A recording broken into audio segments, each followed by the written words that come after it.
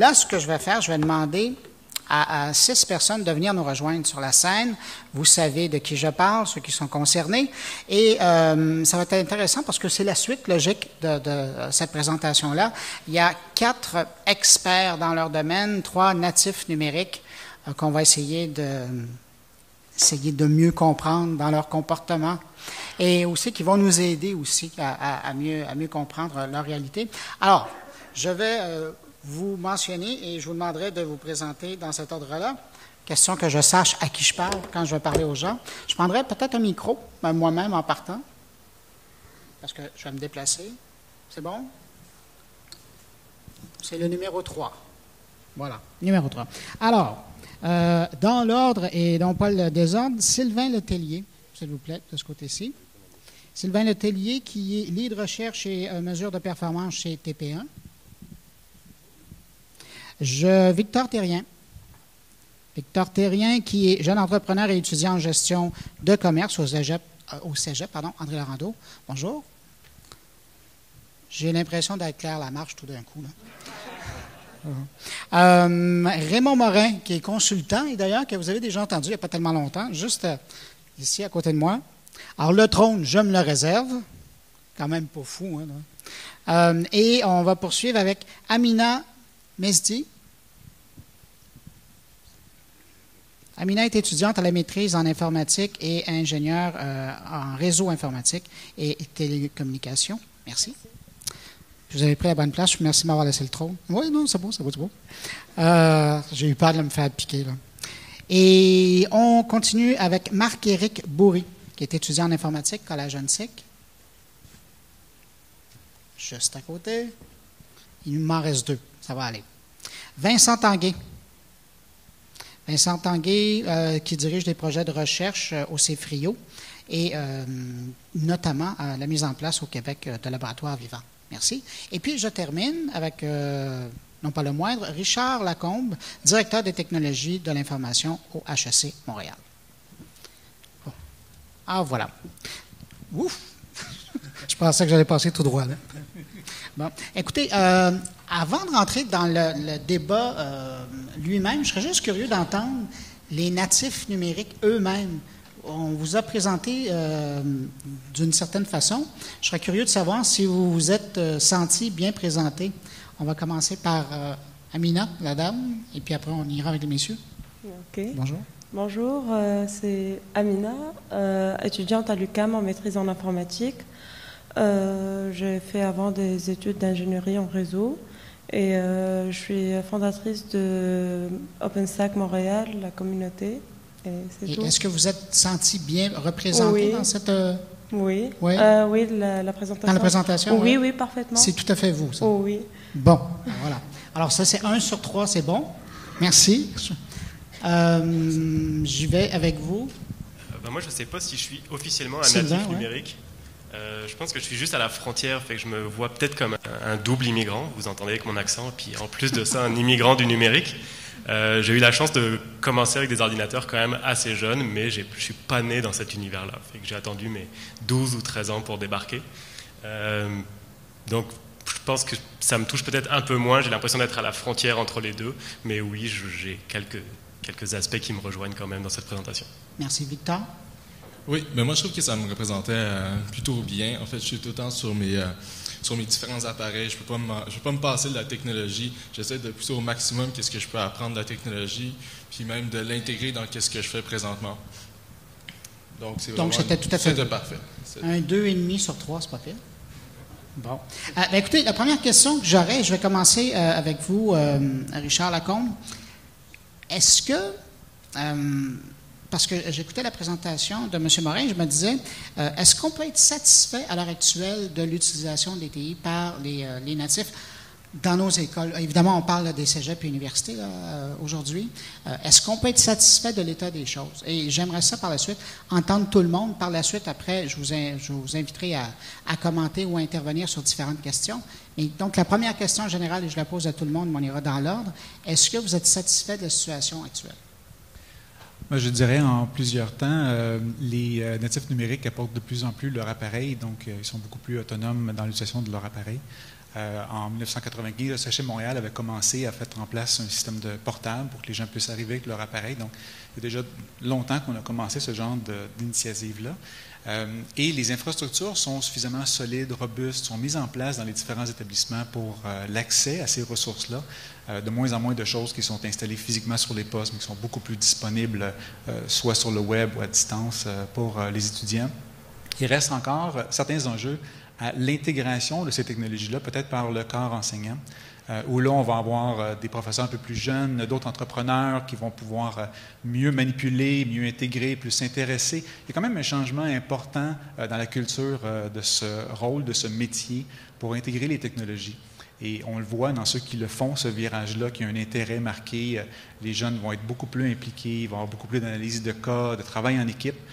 D'autres vont encore avoir une méthode un peu plus théorique. Et là, je pense que l'intégration se fait un peu moins bien à ce niveau-là.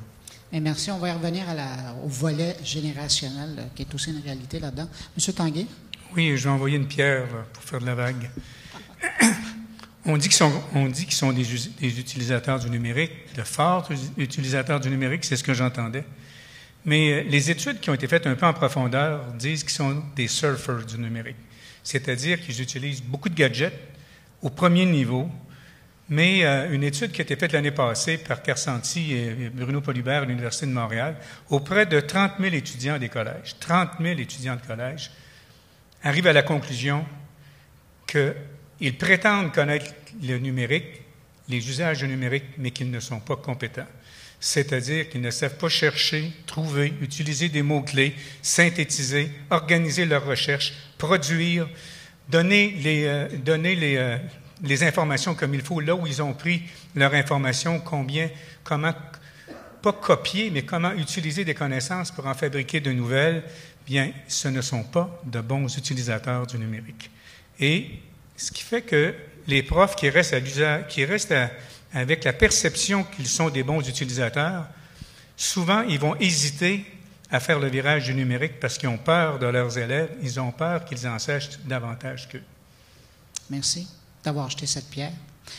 Marc-Éric, vous êtes un natif. Je n'ai pas posé la question tout à l'heure, mais ça me donne l'idée de le faire. D'une part, est-ce que vous avez l'impression que la situation est bonne? Comment vous la voyez, vous? Je vous dirais qu'il y a beaucoup de positifs qui se fait ces temps-ci au niveau de l'éducation. Il y a beaucoup d'outils qui ont été développés dans les dernières années puis qui aident énormément, mais un petit peu comme mon collègue juste à ma gauche disait, je crois qu'au niveau de l'implémentation, il y a encore énormément de problèmes. En tant que moi-même natif numérique, je vois, et j'ai eu la chance d'avoir plusieurs formations au niveau de justement comment faire une recherche, comment développer, comment utiliser certains des outils qui sont mis à notre disposition, mais il en reste encore une énorme quantité qui n'est pratiquement pas utilisée par les natifs et aussi par le corps enseignant. Je crois qu'au niveau des outils disponibles, il y a une bonne avancée qui est faite, qui continue à se faire, mais qu'au niveau de l'implémentation, il y a encore un peu de travail à faire. Amina? Oui. Je trouve aussi que... Approchez le micro. OK. Donc, pour nous, les natifs informatiques, j'adhère avec ce qu'il dit, que on est vraiment des surfeurs de plusieurs outils, de plusieurs gadgets et qu'on peut les manipuler facilement, mais on ne rentre jamais en profondeur. Du coup, pour tout ce qui est recherche, utilisation de mots-clés et les structures et tout ça, il nous a fallu avoir des cours pour savoir comment effectuer vraiment une bonne recherche. D'autre part, que je trouve que les natifs informatiques se débrouillent beaucoup plus dans tout ce qui est sociaux, réseaux sociaux et tout ça, que vraiment recherche et des trucs plus intéressants pour l'éducation, quoi. L'utilisation, en guillemets, sérieuse des outils. Oui, c'est ça. D'accord, merci. Je me retourne de l'autre côté. Raymond Morin? Oui. Effectivement, comme M. Tanguay le soulignait, l'utilisation des médias sociaux par les nouvelles générations, on ne peut pas le renier, c'est une évidence, c'est presque anecdotique. Par contre, effectivement, l'utilisation est beaucoup plus ludique que pratique et usuelle. En fait, je pense que les natifs numériques des nouvelles générations n'ont pas encore trouvé la façon d'intégrer les outils de manière pratique, concrète et usuelle pour leurs activités professionnelles et de formation, par conséquent. Ce qui donne la situation présente. Exactement. D'accord. Oui, par rapport à ça, j'ai quelques petits points à dénoter. En fait, je ne suis pas tout à fait d'accord qu'on est seulement les utilisateurs de Surface parce que personnellement, j'utilise beaucoup de surfaces numériques. Je vais utiliser autant les logiciels Google pour faire du travail d'équipe que, disons, les logiciels disons, Drag and Dictate pour dicter et faire mes textes. Par contre, ça, c'est jamais quelque chose qu'on a appris nous-mêmes dans nos programmes en gestion de commerce. On est un programme qui travaille beaucoup en équipe, on est un programme qui sont poussés justement au travail d'équipe, mais la plupart des personnes ne vont pas utiliser ces technologies-là. Moi, je le fais étant donné que j'ai exploré de mon côté, j'ai fait beaucoup de recherches à ce sujet-là, puis je trouve que c'est un outil qui fonctionne super bien pour le travail. Par contre, je ne peux pas dire qu'on est tous des utilisateurs en surface, mais on n'est pas tous des utilisateurs approfondis, ça je vous l'accorde. Merci Victor. Sylvain? Effectivement, je peux vraiment rebondir là-dessus. Il y a une espèce d'utopie du numérique qui voudrait que ça va aplanir les différences, puis qu'on aura à peu près accès à tous aux mêmes ressources. Je pense que dans la réalité, il y a deux vraies fractures, puis ça rejoint les enjeux d'éducation. C'est à la fois pour les professeurs, parce qu'on a de plus en plus accès à des outils de très haut niveau, mais si un professeur a raté le cap, puis n'a pas commencé depuis quelques années à déjà utiliser ces outils, ça devient très très dur de rattraper la machine en marche. Et du même titre, pour les étudiants, on a des étudiants, en fait j'enseigne comme chargé de cours, on a des étudiants qui sont très avancés dans leur pratique numérique, qui vont avoir beaucoup de ressources, qui vont pouvoir utiliser énormément d'outils et de façon approfondie, puis d'autres qui vont être complètement démunis. Puis on est dans une espèce d'illusion qu'aujourd'hui, tout le monde, tous les natifs numériques ont accès à toutes ces informations-là et connaissent et savent les utiliser, ce qui est véritablement pas le cas en fait. Ça crée des enjeux vraiment de fracture puis de différenciation. Merci. Mais vous faites le lien avec ma prochaine question, puis vous avez, M. Lacombe, abordé en quelque sorte la question. Est-ce qu'on est présentement dans un contexte où il y a un malaise générationnel, c'est-à-dire qu'il y a toute une génération de jeunes gens qui arrivent avec une connaissance et une facilité d'utilisation de certains appareils. J'ai assez clairement compris qu'ils ne l'utilisent pas vraiment à fond, mais ils ont une certaine connaissance, ils sont des natifs de ce milieu-là. Et de l'autre côté, il y a peut-être des enseignants qui, eux, de l'autre côté, ne sont pas encore tout à fait à l'aise avec ce matériel-là. Est-ce qu'il y a un conflit de génération là-dedans? Et je veux juste dire que je ne passerai pas systématiquement tout le monde. Là. À partir de ce moment-ci, si vous voulez intervenir, vous me faites signe, vous me donnez un coup de pied, vous m'envoyez un verre d'eau, et puis je vous donnerai la parole. Mais M. Lacombe. Je pense qu'effectivement, il peut y avoir des enjeux. Je ne sais pas s'il y a un conflit entre les générations. Mais je pense que les natifs numériques vont consommer les choses de façon différente. Ils consomment déjà la musique de façon très différente par rapport à comment nous, on le fait.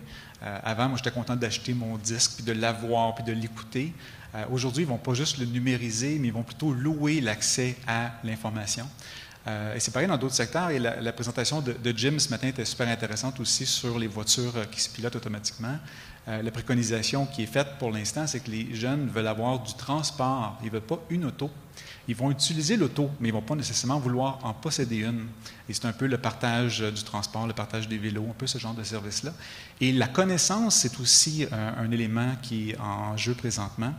Ils consomment l'information vidéo, ils consomment le web, ils consomment différentes choses de façon complètement différente. Et le modèle éducationnel a un grand historique de transfert de connaissances selon un format, selon une forme très précise. Et l'utilisation des technologies et cette envie d'apprendre, ce goût des connaissances, vient bousculer un peu cette tendance-là. Et il va y avoir des changements importants au côté des métiers. On regarde un petit peu ce qui se passe dans l'industrie au niveau des MOOC, l'apprentissage en ligne, différentes choses comme ça qui vont venir influencer. On voit les formations hybrides, une partie en ligne, une partie en présentiel. Et il y a différentes appréciations qui se font dans l'industrie. Educause vient de sortir son 10e rapport annuel. C'est une étude qu'ils font sur les undergraduate students in technology information. Et c'est 213 établissements dans 15 pays. Il y a 75 000 personnes qui répondent à ces sondages-là. Il y a beaucoup d'informations sur comment ils sont à l'aise avec les outils, comment à leur disposition, quel genre d'outils qu'ils utilisent déjà, qu'on souhaiterait qu'on mette à leur disposition. Mais une chose qui me rend un peu perplexe dans l'analyse, c'est que plus de gens de 25 ans et plus qui disent qu'ils vont mieux apprendre s'il y a plus de contenu en ligne, versus les 18-24 ans, il y avait un moins grand pourcentage de gens qui disaient mieux apprendre lorsqu'il y a des contenus en ligne. Donc là, il y a une contradiction entre ce qu'on voit, les tendances, et un peu les 75 000 répondants qui répondaient à ce sondage-là. Mais clairement, il y a un bouleversement qui se passe au niveau de l'enseignement. M. Tanguay, vous vouliez réagir?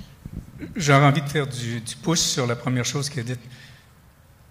Il y a 25 ans, la liberté d'un étudiant, c'était d'avoir une auto. Aujourd'hui, la liberté d'un étudiant, c'est d'avoir accès au Wi-Fi. C'est là qu'est le changement le plus important. Si tu n'as pas le Wi-Fi à quelque part, là, ils ne seront pas là. Avec la mobilité, donc disons que je prends un Wi-Fi pour mobilité, avec la mobilité vient tout ce qui s'appelle l'identité numérique et la protection de l'identité numérique. Et les enjeux pour les universités et les collèges où cette dimension-là de l'identité numérique cause un problème important pour les gestionnaires de réseau. Fait que je fais juste lancer ça sur la table. Est-ce qu'il y a quelqu'un qui veut commenter de ce côté-ci? J'oblige personne. Non. Okay.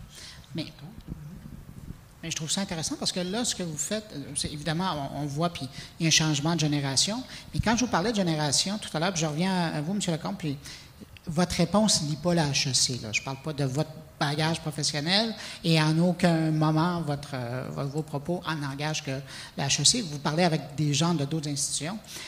Mais c'est ça que je suis curieux. Est-ce que le corps enseignant, lui, suit à la même vitesse par rapport à tout ce changement générationnel de la volonté puis du désir des apprenants?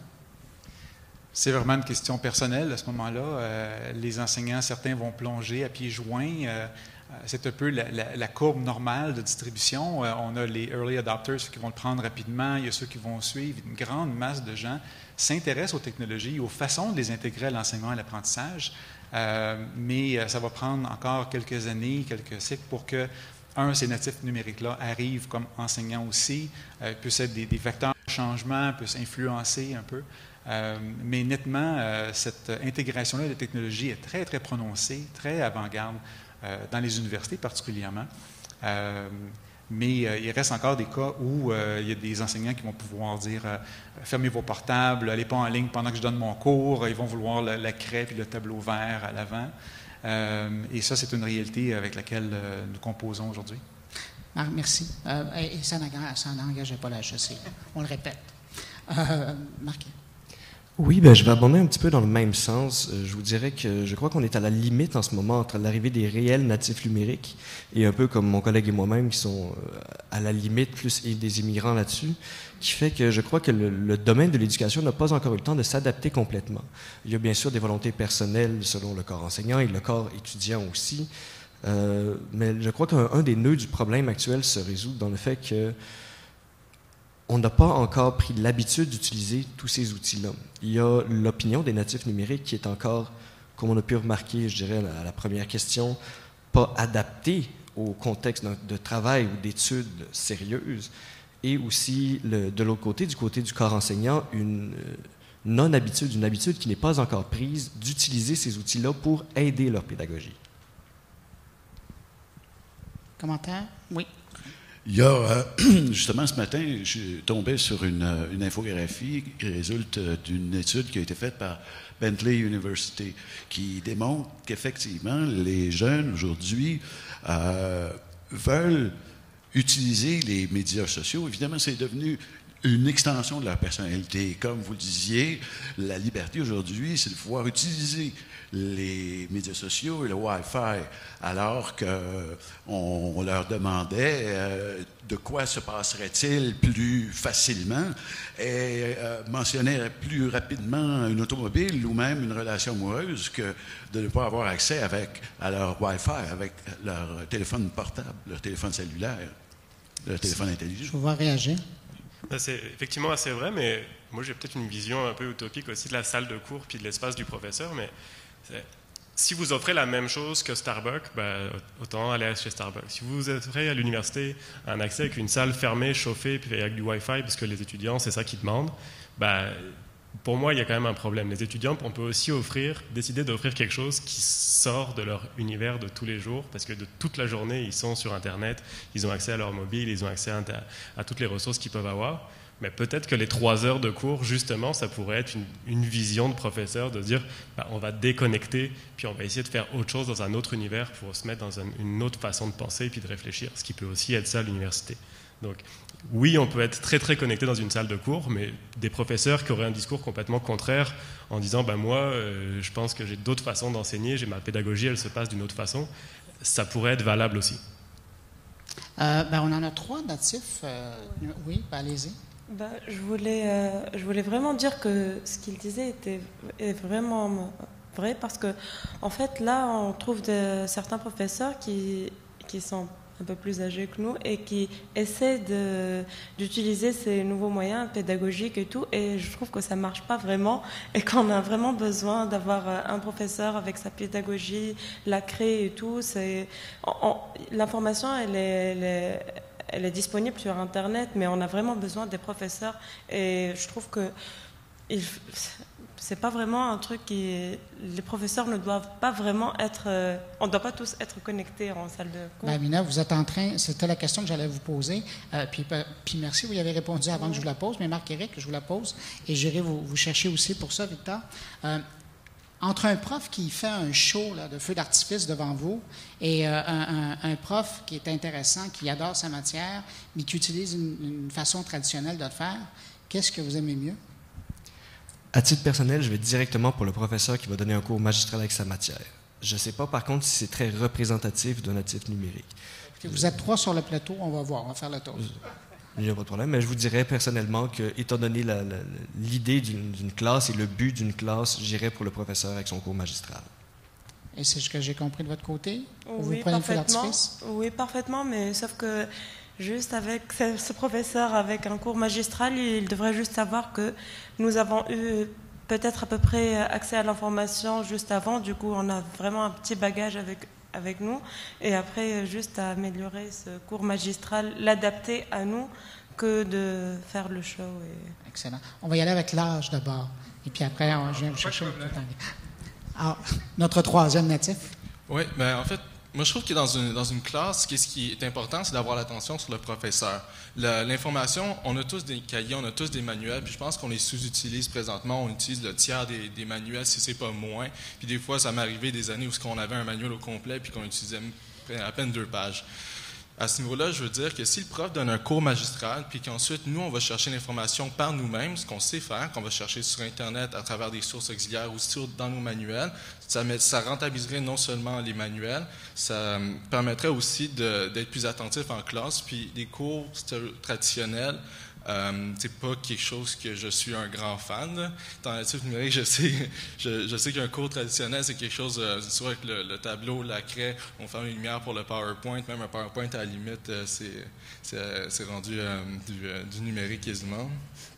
Mais non, je trouve qu'il y a un cours magistral qui est bien donné, où on a accès à de l'information auxiliaire qui va nous permettre d'être autonome de notre côté et en apprendre par nous-mêmes. C'est une option qui est beaucoup mieux pour nous autres. Bref, si je comprends, c'est une présentation un peu traditionnelle, entre guillemets, mais appuyée par des ressources qui sont disponibles en ligne. C'est ça que j'entends? Oui. Ouais? OK. Bon. M. Tanguay? M. Lacombe après? Bon. Oups! Je vais aller prendre l'enseignement magistère, Saint Thomas d'Aquin faisait ça au 13e siècle. On se comprend. C'est comme s'il n'y avait rien qui s'était passé depuis ce temps-là. Quelqu'un qui arrive avec ses connaissances, ce n'est pas une valeur ajoutée, parce que toutes les connaissances sont sur Internet. Apprendre, c'est construire. C'est construire son monde, c'est construire ses connaissances. Et construire ses connaissances, il faut qu'on déstructure les choses puis qu'on les remonte. Et ça se fait en réseau. On a vu des choses. Je rappelle les 2 conférences qu'on a eues ce matin. On parle d'électricité, c'est un réseau. On parle d'Internet, c'est un réseau. Quand on parle de réseau, on le voit comme une réalité physique. Mais le réseau, si on le voit comme une réalité organique, bien, on va travailler différemment et on va enseigner différemment. On va se servir des connaissances pour bâtir et structurer les nôtres. Et quelqu'un qui travaille de façon en mode magistère, c'est vraiment un mode avant 2008. Depuis 2008, avec la mobilité, avec les capacités qu'on a de travailler en relation, je pense que ceux qui travaillent encore comme ça, l'hybride que vous parlez, c'est juste en attendant de faire un passage. Le prof, c'est celui qui doit faire la différence. Et lorsque je fais valoir mes connaissances, je ne fais pas la différence, parce que la différence n'est pas là. La différence, c'est dans la manière que je vais proposer comme processus pour appréhender le savoir et le faire mien. Merci beaucoup, M. Tanguay. M. Lacombe? Oui, en fait, un élément particulier peut-être à HEC Montréal, on utilise beaucoup la méthode de cas pour enseigner. Donc, ce n'est pas que de la théorie, mais on utilise un exemple précis en entreprise, puis on les fait travailler sur la résolution du cas. Et ça nous amène à faire un passage beaucoup plus simple à ce qu'on appelle la pédagogie inversée, où on va faire consulter des contenus en ligne, on va faire travailler l'étudiant avant d'arriver en classe. Et le modèle ne devient pas donc la transmission du savoir, mais plutôt un accompagnement pour la maîtrise du savoir. Et ça, c'est complètement différent. Et ce qui arrive, c'est que les jeunes vont beaucoup avoir accès à ces ressources-là. Il y en a qui sont disponibles dans les MOOC, il y en a en ligne et autres, et ils veulent étudier à leur rythme, au moment où ça leur plaît, sur n'importe quel genre de composante. Et c'est là que le modèle de « on a 15 semaines, on a 3 heures par semaine », on a un modèle répétitif comme ça, qui, à mon avis, va être de moins en moins adapté à une pression qu'on va recevoir des apprenants qui vont avoir des besoins distincts dans ce sens-là. Sylvain, vous qui enseignez et faites de la recherche. Oui, ben, effectivement, il y a beaucoup de vrai là-dedans. Puis moi, je ne faisais pas la défense du cours pédagogique en grande présentation. Ça, c'est vraiment pas mon cas. Effectivement, moi, je travaille beaucoup avec des études de cas aussi. Est-ce qu'on peut faire une étude de cas sans avoir des bébelles technologiques? Oui, on est aussi capable de le faire, puis de se mettre en groupe à plusieurs autour d'une table. Fait que moi, ça ne voulait pas simplement, en tant que prof, parler devant mes étudiants pendant 3 heures sans me faire interrompre. Je suis aussi d'accord sur tout ce qui est pédagogie inversée, c'est extrêmement intéressant, mais d'un point de vue du professeur, c'est vraiment une très grosse marche à franchir, je pense, pour y passer. Fait que ça fait plusieurs fois que je me dis, OK, cette fois, plusieurs de mes sessions, plusieurs de mes cours, tu vas faire de la pédagogie inversée, tu vas préparer des capsules vidéo parce que j'aurai le bagage technique pour le faire, puis je serai capable de le faire. Mais c'est que c'est une quantité de travail et une façon de repenser son cours qui est vraiment complètement différente. Et ça implique de devoir mettre beaucoup d'énergie là-dedans. Puis, des fois, ça manque un peu. Fait que j'espère pouvoir y arriver. Je pense que ça, c'est quelque chose qui va vraiment marcher. Mais comme vous disiez, on est à une frontière. Là. On est en train de passer à quelque chose, puis c'est un peu de laisser-erreur aussi. Raymond, est-ce que vous vouliez réagir là-dessus? C'est effectivement, je pense, le passage, le point où on en est rendu à l'heure actuelle. On l'a vu, les jeunes ne peuvent pas se séparer de leurs outils, mais comme vous le dites, de l'autre côté, il faut qu'ils apprennent à les utiliser et à les intégrer dans leur méthode et leur construction du savoir, comme M. Tanguay disait. Et c'est là où l'intervenant, le professeur, peut amener avec lui des manières de faire que les jeunes, finalement, veulent avoir. Les jeunes veulent que l'on contrôle cette utilisation-là et que l'on leur propose de la meilleure façon pour pouvoir qu'ils l'intègrent d'eux-mêmes dans leur bâti du savoir, de la connaissance. Merci. Je suis un peu curieux. M. Tanguay, je vais vous poser la question. J'aurais pu commencer par M. Lacombe, mais je vais demander à M. Tanguay. Qu'est-ce qu'on a appris? On a l'impression, quand on parle de TI à l'intérieur des classes, on a l'impression qu'on a toujours le fantôme du bon vieux tableau blanc là, qui apparaît. Qu'est-ce qu'on a appris de ça? Qu'est-ce qu'on a appris du tableau blanc? Oui. Est-ce que j'ai le droit de réfléchir 5 secondes? Non, mais j'avoue que votre réponse est assez éloquente. Regardez le tableau blanc. Je dirais que c'était la première technologie qui a été présente après la prise de parole unique et sans support. C'est le premier support. C'est une technique. Parce qu'on s'entend. Puis je ne veux pas vous mettre sur la sellette, là. Non. Mais c'est juste que. Puis il y a eu autre chose avant, hein, les ordinateurs, puis il y avait le projecteur à diapo, puis il y avait tout ça, là. Mais à un moment donné, ça a été comme il y a 4 ans, là, quand on a commencé à avoir des acquisitions, puis le ministère de l'Éducation embarquait là-dedans. On a dit, ça y est, c'est la mère de tous les réponses qui arrivent. Mais qu'est-ce qu'on a appris de ça?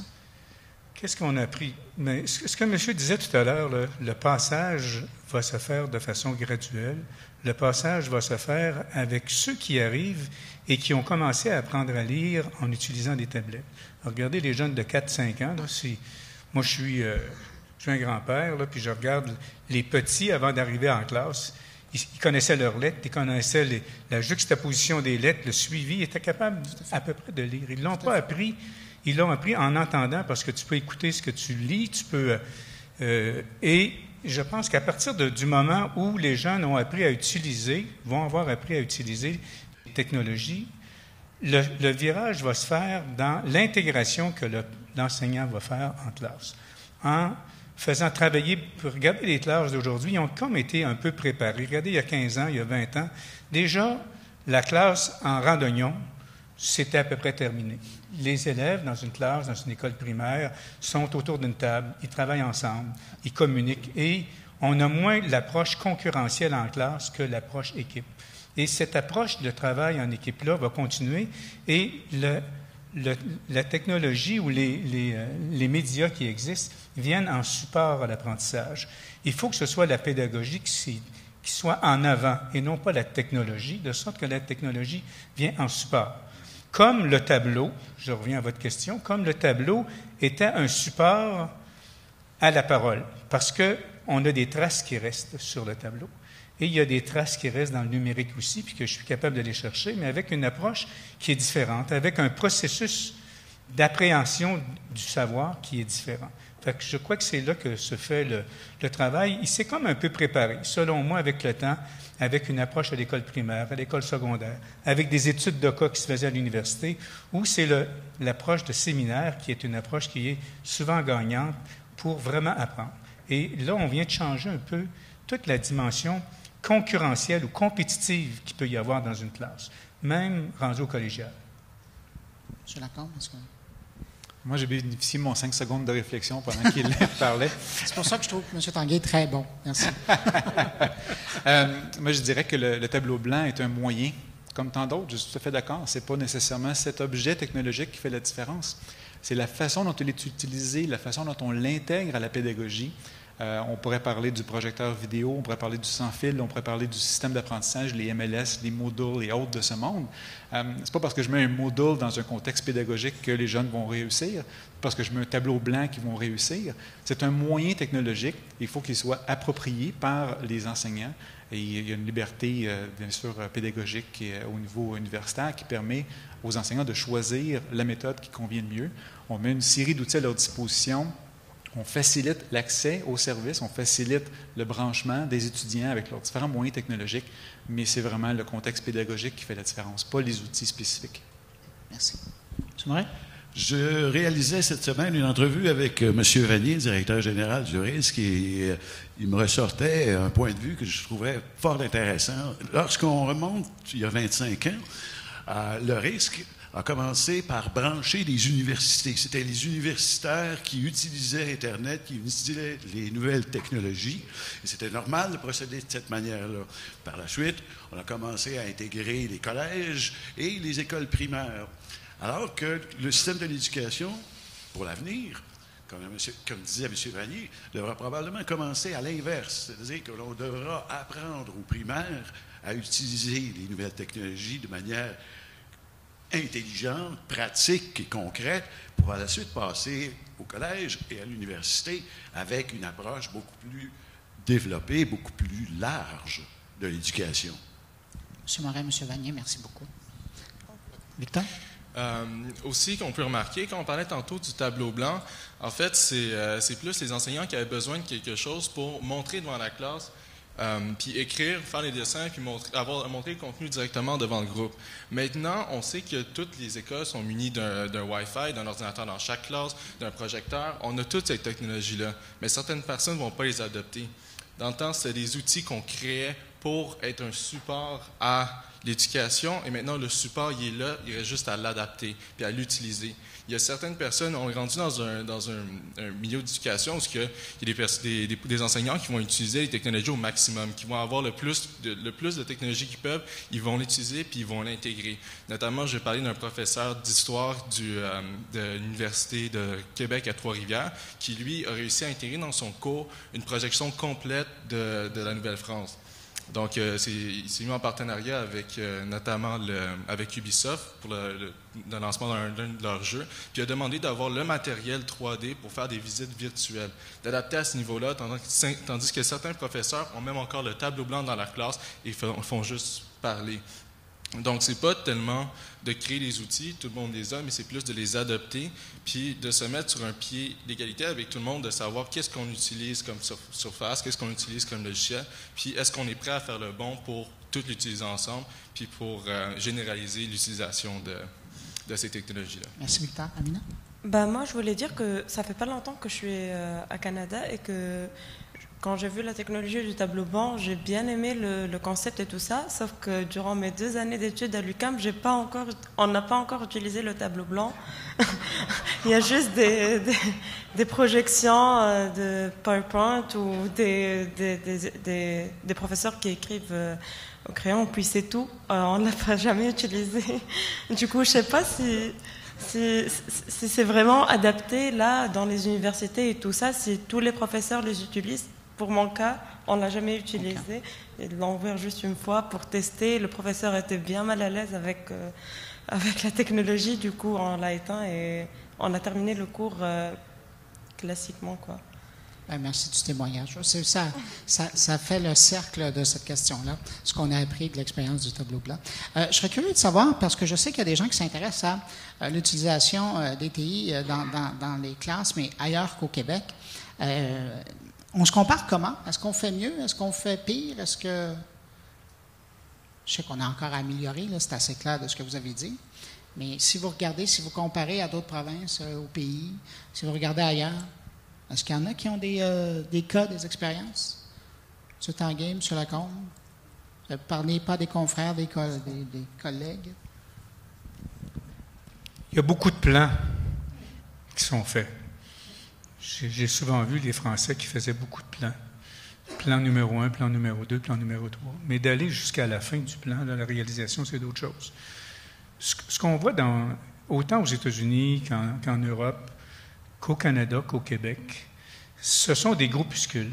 Des fois, c'est une commission, des fois, c'est une école, des fois, c'est une classe.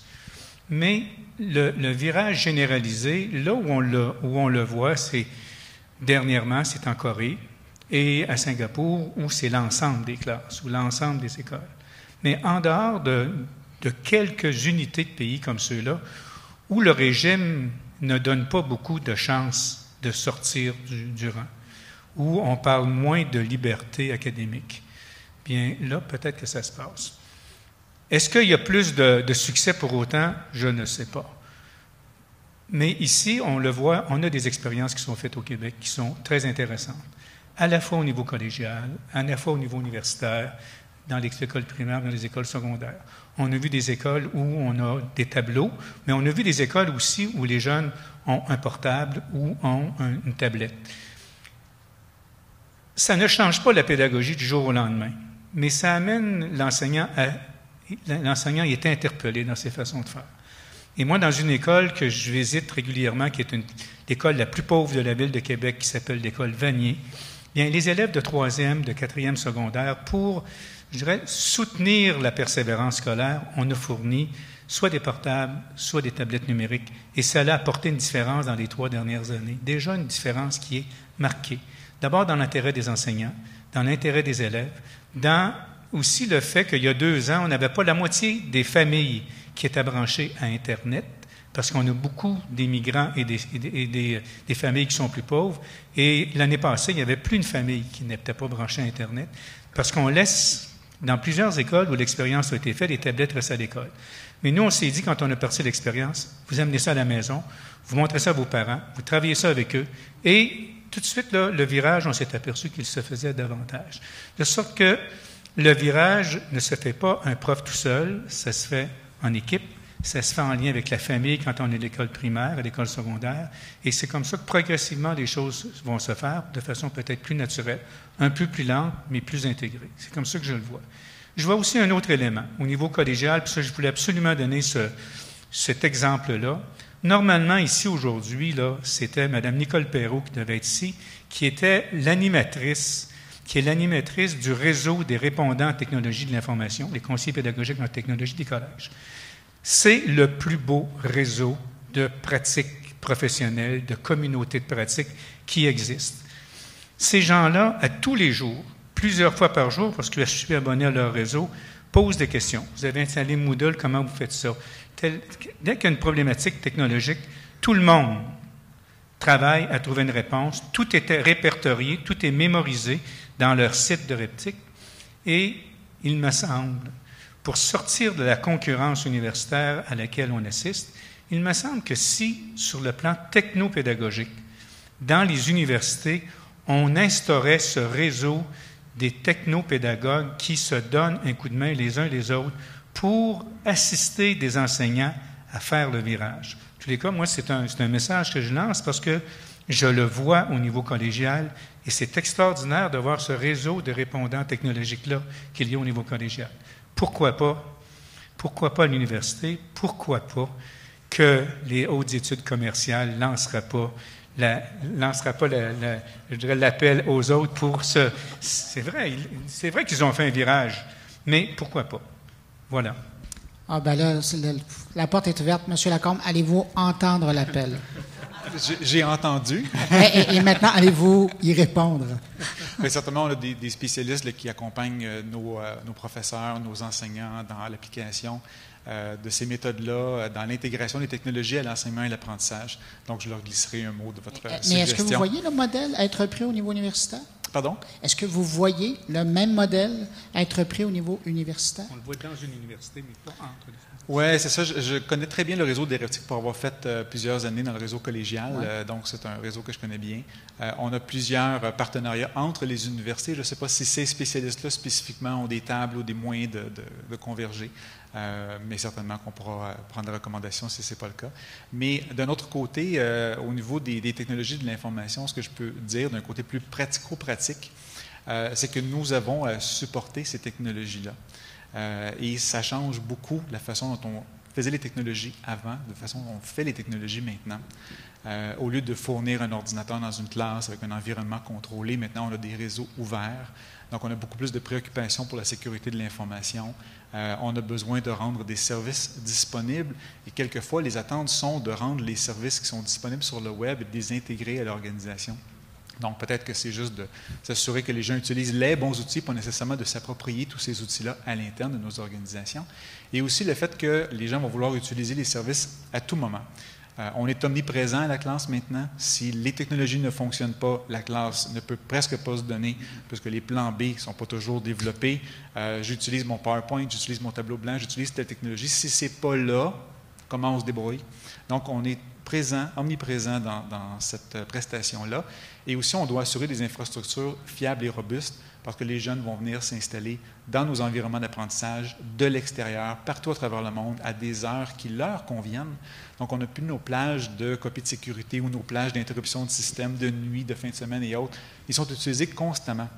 Et ça amène une pression nécessairement sur la façon dont on offre ces services-là. Et certainement, dans le contexte budgétaire actuel, c'est un élément important pour nous de maintenir ces services-là et de poursuivre les développements et les innovations technologiques. Et qu'on parlait de qu'est-ce qui se passe un peu à travers la province ou à travers le Canada. J'ai la chance de côtoyer certains de mes collègues à travers le pays.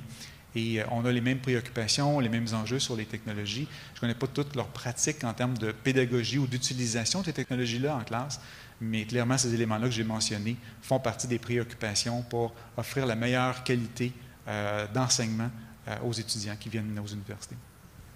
Est-ce qu'il y avait vous vouliez commenter là-dessus? Sur un point qui a été relevé un peu avant, c'est sur l'aspect des plans en fait, qu'on essaie de mettre en place pour pousser à l'adoption des technologies.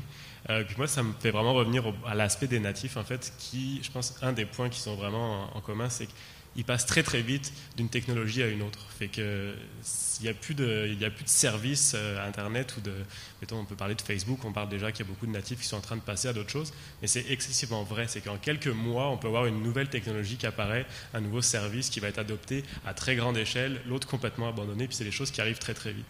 Fait que si on fait des plans pour mettre en place des structures d'adoption numérique avec tel outil ou tel aspect, donc le MOOC aujourd'hui, c'est ça qui est fort, Moodle qui marche très bien, on ne sait pas, on peut vraiment pas dire aujourd'hui, dans 2 ans, où seront la nouvelle génération, ceux qui sont au collégial maintenant, qui vont arriver à l'université par exemple, où est-ce qu'ils seront dans 2 ans, puis qu'est-ce qu'ils voudront utiliser.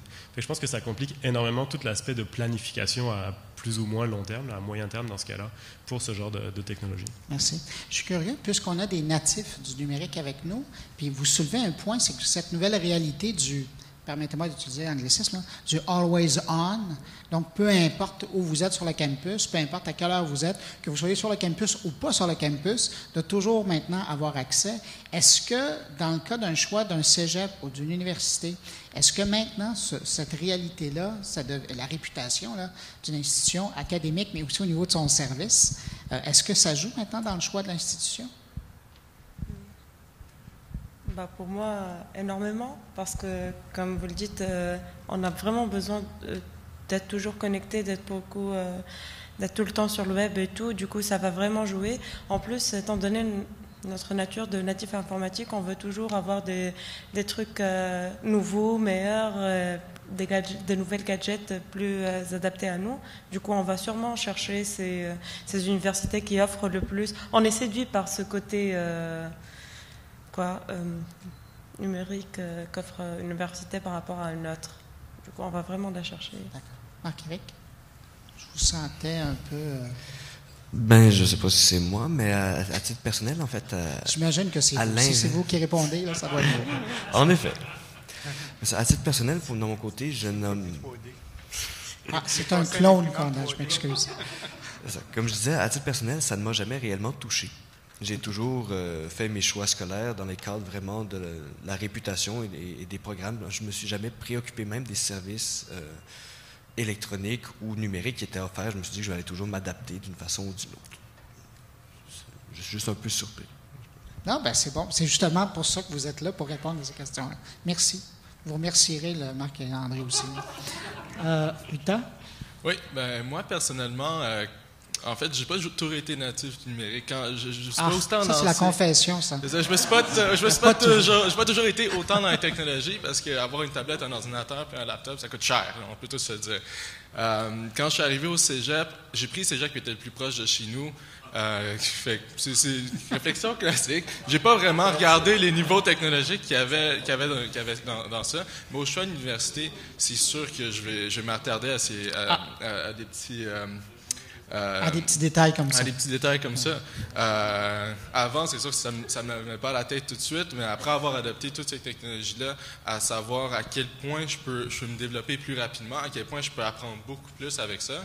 Là, je vois vraiment qu'au niveau des technologies, c'est super important d'avoir un cégep, une université qui va bien me convenir. Comme aussi, si je peux faire une petite anecdote, au début de mes études au cégep, on travaillait tout le temps sur Word, puis ensuite, il fallait se rencontrer, puis ensuite, il fallait qu'on travaille sur les documents. Maintenant, on fait tout sur Google Doc, on est en vidéo chat, tout le monde, puis on écrit comme ça. Moi, j'ai un microphone qui est branché à mon ordinateur, je parle, puis mon texte est écrit tout seul.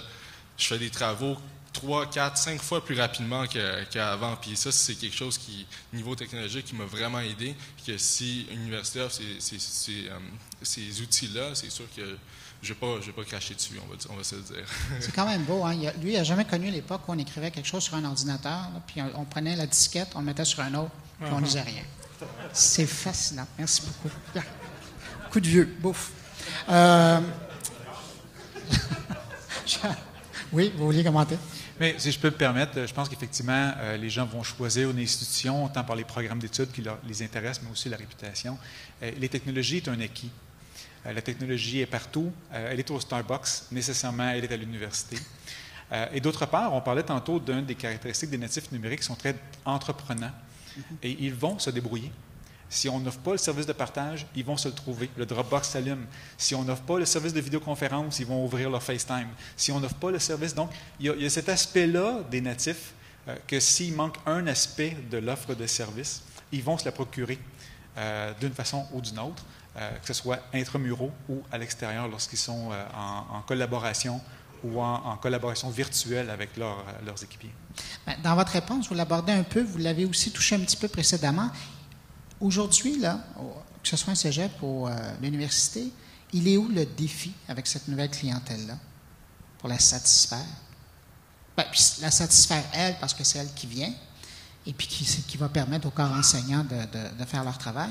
Il est où, vous, votre défi par rapport à cette nouvelle réalité-là, nouvelle réalité en guillemets, là? En fait, notre défi aux côtés des technologies de l'information, c'est d'accompagner l'organisation dans son développement stratégique, donc le corps professoral dans leurs besoins spécifiques. Ce n'est pas la direction des technologies de l'information qui va décider comment on va donner des cours dans une université. C'est plutôt d'être à l'écoute de leurs besoins, de rendre les services disponibles, mais de s'assurer de plusieurs paramètres qui ne sont pas souvent pris en compte, tels que la sécurité de l'information, où est-ce qu'on met l'information. On fait beaucoup de recherches aussi. Bon, là, on ne peut pas mettre ça n'importe où sur le web. Mais de l'autre côté, on a aussi cet aspect-là de vigie technologique. Hein. On doit supporter maintenant ce qu'on fait, mais on doit regarder un petit peu ce qui s'en vient dans le futur. On parlait tantôt de transformation, de métier. C'est là que les gens comme les REPTIC ou les gens qui sont à l'intégration de l'enseignement et l'apprentissage sont des alliés pour nous importants pour regarder ce qui se fait en termes de recherche sur l'enseignement, en termes d'intégration de technologie ou de développement. Et dans ce sens-là, notre défi, c'est d'essayer de voir la tendance arriver parce que la courbe d'appropriation ou le changement va arriver beaucoup plus rapidement qu'il est arrivé dans le passé. On a glissé un mot ce matin sur le temps de développement entre une technologie et son adoption. Un autre exemple que je pourrais donner, c'est la souris, développée à Palo Alto en 1964, pour lequel, dans le fond, le modèle commercial, c'est le Macintosh au début des années 80. C'est quasiment 20 ans entre le moment où c'est développé et son intégration technologique. Aujourd'hui, on n'a pas ça. Donc, on doit complètement être alerte et regarder ce qui se passe dans les différentes sphères, pas juste ici au Québec, mais à l'ensemble de la planète. Monsieur Tanguay, vous voulez répondre? C'est tellement simpliste. Le défi, c'est de faire réussir. Le défi, c'est d'avoir un diplôme. Le défi, c'est quand tu as un diplôme, il est reconnu. Il est reconnu dans le marché, il est reconnu aussi parmi tes pairs. Fait que ça, je pense que ça continue d'être le défi d'une université, de faire réussir. Puis que lorsque j'ai le cycle de mon université, bien, je suis quelqu'un qui est reconnu pour la valeur du diplôme qu'il a. Maintenant, comment je vais aller chercher ce diplôme-là?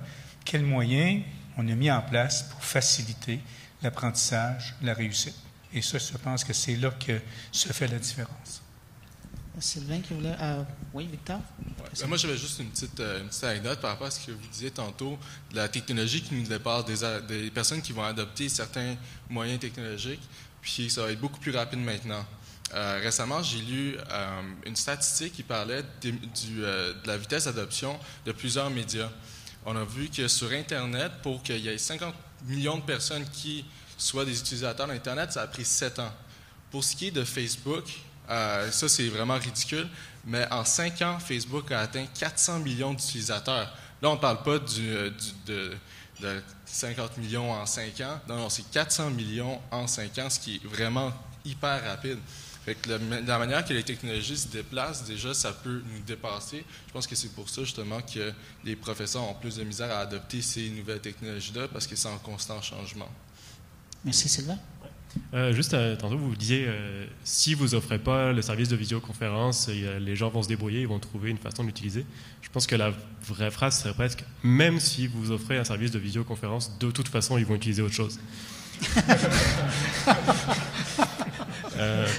Ça m'amène à mon autre... Ça, c'est le professeur qui parle? Ouais. Okay. Et ça m'amène à mon autre point, c'est que pour le moment, là, j'ai l'impression, puis c'est un point de vue d'usager aussi, là, que les services de TI ou d'information pour les universités ou pour le système, le modèle, c'est un peu la NASA. Fait qu'on va essayer de faire très bien des choses, essayer de penser à beaucoup d'options, beaucoup de situations.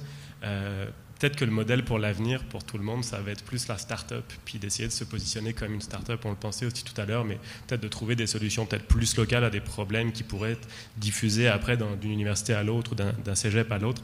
Donc ce genre de modèle-là a sans doute, à mon avis, beaucoup plus de poids d'un côté utilisateur, parce qu'on va répondre à des problèmes plus pointus, plus précis à un moment donné qui vont répondre vraiment aux besoins des utilisateurs. On s'entend qu'avec les budgets investis, la nation n'a pas le droit à l'erreur. Moins qu'une start-up qui commence. Là. Puis en plus, c'est sans parler des vies qui sont en jeu dans quelques fois.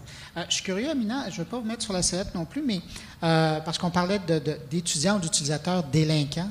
Mais par exemple, vous, je ne parle pas de vous, mais les gens avec qui vous étudiez, là, vos collègues, est-ce que ce sont des gens qui utilisent les outils qui sont disponibles par l'institution scolaire? Vous êtes à l'UQAM, hein? Oui. Bon. Est-ce que, on va parler de l'UQAM, mais je suis sûr que vous avez des amis dans d'autres universités, là. Est-ce que les gens vont utiliser uniquement les outils qui sont offerts par les institutions ou facilement vous allez dire, ça, je tasse ça, puis je prends mes outils à moi? Ben oui, c'est exactement ça. On va utiliser les outils avec lesquels on est plus à l'aise, avec les outils qu'on trouve les mieux adaptés à nous. On ne va pas forcément utiliser celles présentes à l'université, sauf qu'il y a certains qui sont un peu plus paresseux, qui n'essaient pas de voir un peu plus et qui vont directement utiliser ceux qui sont présents comme ça là facilement et puis c'est tout. Donc ça va dépendre des étudiants, c'est pas vraiment une règle. Mais il y en a qui vont chercher plus et il y en a qui vont utiliser celles qui sont présentes et puis c'est tout. Marc-Éric, c'est la même chose? J'aurais tendance à dire que oui, c'est beaucoup la même chose. Les gens vont aller d'eux-mêmes chercher leurs propres outils. Et je ferai un parallèle d'ailleurs par rapport à la première question où est-ce qu'on se demandait si les natifs du numérique étaient vraiment des connaisseurs de leur technologie numérique, où je pense qu'ils ont tendance à utiliser la technologie qui leur convient le mieux, qui est la plus simple, celle qu'ils ont d'eux-mêmes apprise sur le réseau, plutôt que ce qui va leur être nécessairement proposé par l'institution. Souvent, ce qui va arriver, justement, c'est que, faute de formation précise, ils vont avoir tendance à détourner automatiquement à ce qu'ils connaissent le mieux. Merci. M. Lecomte. Ce que je trouve intéressant, puis je prends un autre chapeau, je vais prendre mon chapeau d'employeur, et là, j'entends ces natifs numériques qui disent, bon, moi, je n'utilise pas les outils qui sont là, j'utilise ceux qui me conviennent, ceux que je connais. En tant qu'employeur, il va y avoir des défis importants à venir quand ces natifs numériques-là auront passé par nos institutions et seront sur le marché du travail, parce que là, on ne parle pas de la même chose. On parlait de la NASA, on peut parler d'une banque, on parle d'une institution financière. Clairement, à la Banque nationale, les conseillers financiers ne peuvent pas utiliser n'importe quelle plateforme pour faire les analyses ou traiter les dossiers de leurs clients. Donc, c'est un changement important. Il faudra voir comment les entreprises vont pouvoir s'adapter à cette nouvelle génération-là qui va arriver sur le marché du travail. C'est un très bon point. D'ailleurs, M. Morin, vous en parliez dans votre présentation. C'est-à-dire qu'il y a une réalité au niveau de l'emploi. Il y a l'employeur qui va devoir ou s'adapter ou... Mais je pense que de la même manière que les institutions doivent impliquer les natifs numériques dans le coût, dans le changement, les entreprises doivent aussi contribuer de la même manière. C'est-à-dire qu'on peut difficilement imposer un outil ou une technologie ou une application à un groupe d'étudiants sans savoir d'avance qu'ils vont trouver la bonne manière de l'utiliser. Dans le sens où il faut que cet outil-là soit développé en même temps par l'utilisateur. Donc, c'est pour ça que je terminais ma présentation en parlant de remettre les clés du changement aux natifs numériques. Parce que c'est en les écoutant, ce sont eux qui vont être en mesure de pouvoir nous guider sur la meilleure façon de préparer ce jumelage des outils avec la pédagogie pour construire une connaissance qui va leur apporter quelque chose. Pour faire du millage sur ce que vous dites, je suis juste curieux, j'allais vous poser la question aux 3 natifs numériques. La classe idéale, le cours idéal, l'université ou le cégep idéal, ça ressemble à quoi? Si on vous remet les clés là, comme ça? Bien, en fait, ça ne serait pas nécessairement un cours ou une classe idéale, ça serait vraiment une université qui est prête à écouter nos besoins. Si nous, on magasine des plateformes, comme on dit, on s'en va sur un logiciel, sur un autre, on essaie le logiciel de l'école, on regarde celui qui nous convient le mieux, comme on discutait tantôt, mais si l'école ou l'établissement d'études nous permet de donner notre opinion, puis écoute notre opinion par rapport à qu'est-ce qu'on peut faire de mieux, là, ça serait vraiment l'école idéale. C'est pas celle qui a la meilleure technologie, c'est celle qui nous écoute, et qui veut aller plus loin avec nous autres. Mais soyons concrets, ça se fait de quelle façon? C'est des sondages en ligne? C'est des groupes d'utilisateurs? C'est des focus groups? Comment ça se passe? Ou c'est juste en regardant sur le réseau qui va utiliser quoi? Dans ce modèle-là? Là? Je pourrais pas répondre à ça. Ça serait vraiment de l'étudiant, en fait, d'aller porter son aide, ou sinon d'avoir des sondages en classe qui demandent aux étudiants comment on devrait améliorer nos services et où la demande, où est-ce qu'il y a les failles de notre produit ou de notre service. Ça serait plus ça, à mon avis. Je ne pourrais pas dire la solution exacte, parce que s'il y avait vraiment une solution exacte à ça, vous auriez créé l'entreprise. On serait en train de la faire présentement. Petit esprit d'entrepreneur. Merci. Est-ce qu'il y en a un des deux qui veut se lancer? Moi, je dirais pour améliorer les outils, il faut déjà aller chercher l'information chez les étudiants, voir ce qui leur convient et ce qui ne leur convient pas. On pourrait aussi leur demander de participer au développement de ces applications, de donner leurs avis sur les fonctionnalités, sur ce qu'ils veulent vraiment, pas vraiment de les développer, mais je trouve que c'est vraiment un bon pas d'aller vers l'étudiant, de voir ce qu'il veut et lui proposer le service, que de proposer le service et voir s'il va s'adapter ou non. Et, on pourra faire ça avec des sondages, avec des questionnaires qu'on pourra remplir à la fin de chaque session. Il y a plusieurs moyens de le faire, c'est pas vraiment un problème. D'accord. Merci. Mais c'est à l'université de faire le pas pour chercher cette information. Marc-Éric? Là, c'est vous, votre clone, vous choisissez. Je ne sais pas trop quoi penser exactement de ça. Je ne pense pas être capable de définir qu'est-ce que serait une classe idéale, parce que je ne vois pas les natifs numériques comme étant un groupe uniforme, qui a des goûts, des idées... Là, c'est votre point de vue là, que je vais avoir. C'est vous. Ça Moi, vous engage que vous. Je sais que ça ne m'engage que moi, mais même moi, je ne saurais pas. Bon, vous voyez, c'est pour ça qu'il y a des gens qui vont vous aider. J'utilise très peu de moyens numériques, puis je m'adapte toujours aux classes et aux structures qui me sont proposées en fait par l'établissement et par les enseignants. Je constate par contre que peu de monde s'y adapte et justement suivent leur propre voie, ce qui amène régulièrement beaucoup de problèmes au niveau de la standardisation de qu'est-ce qui se donne. Il faut pratiquement coup après coup se réadapter sur un nouveau modèle, parce qu'il y a une quantité relativement presque illimitée d'outils différents. Et je ne vois pas comment on serait capable de standardiser, de rendre ça efficace pour que tout le monde soit un peu dans la même optique et que tout fonctionne en même temps pour tous. Merci. M. Tanguay, je vous réagir. J'imagine qu'on ne forme pas un enseignant, un avocat, de la même façon qu'on forme un architecte, un ingénieur ou un médecin. De sorte que je crois que c'est vraiment faculté par faculté que l'adaptation doit se faire. Les outils sont différents selon les professions qu'on exerce. Tout le monde est devant un ordinateur, mais avant ça, lorsqu'on voyait quelqu'un qui travaillait, on était capable de dire le métier qu'il exerçait. Mais maintenant, peu importe le métier, il y a toujours un moment où tu dois passer devant un appareil. De sorte que les outils doivent être adaptés au métier ou à la profession que tu dois avoir. Et c'est vraiment une approche qui doit se faire, je dirais, de façon fine, faculté par faculté, en fonction du moment où l'étudiant est rendu dans sa formation. Et ce que je vois comme idéal, c'est d'être capable, lorsque j'entre dans une faculté, de dire la profession que je vais exercer exige quelles compétences. Et qu'au départ, plutôt que de prendre un cours par cours pour arriver à la fin d'un processus, je sois capable de visualiser au départ quelles sont les compétences qui doivent être maîtrisées à la fin de mon parcours.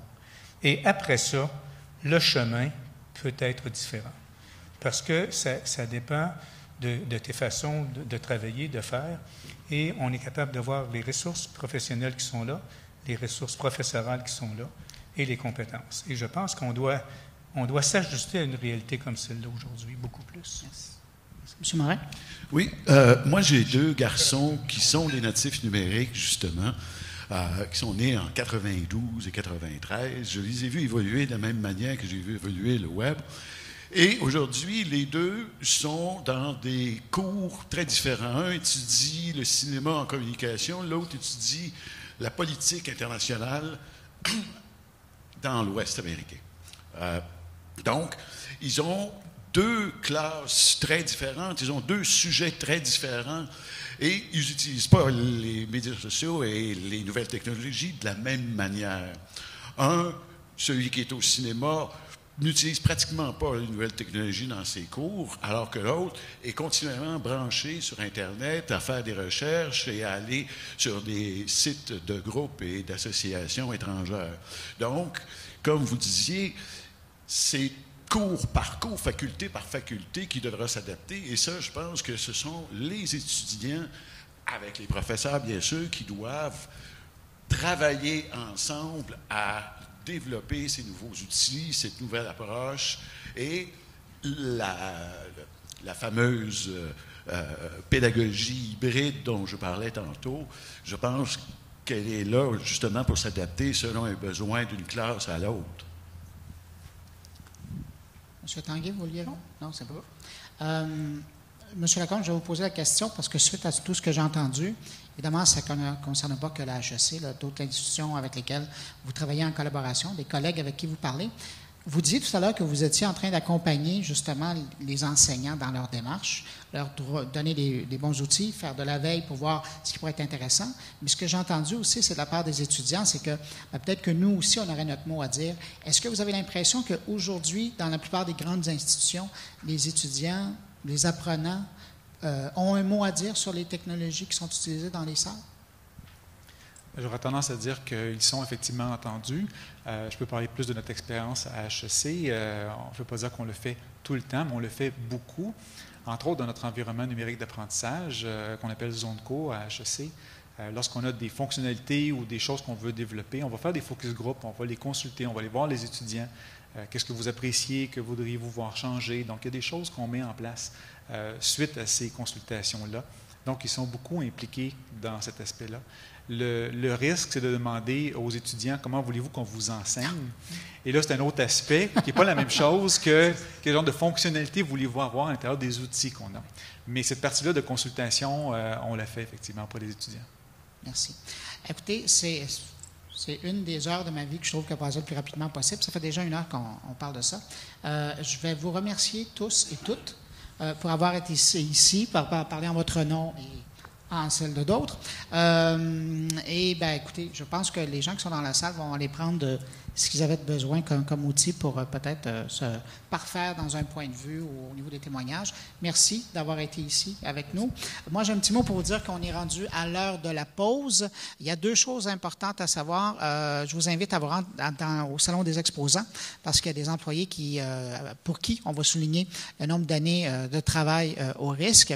Et je pense que c'est une belle occasion de saluer les gens qui sont derrière le risque. Et puis aussi, c'est toujours l'occasion d'aller visiter les exposants, de faire estampiller, si ce n'est pas déjà fait, votre carte passeport pour pouvoir bénéficier de participation à ce concours. On se retrouve chacun à sa place à 15h40, et très précis. Merci beaucoup. Merci.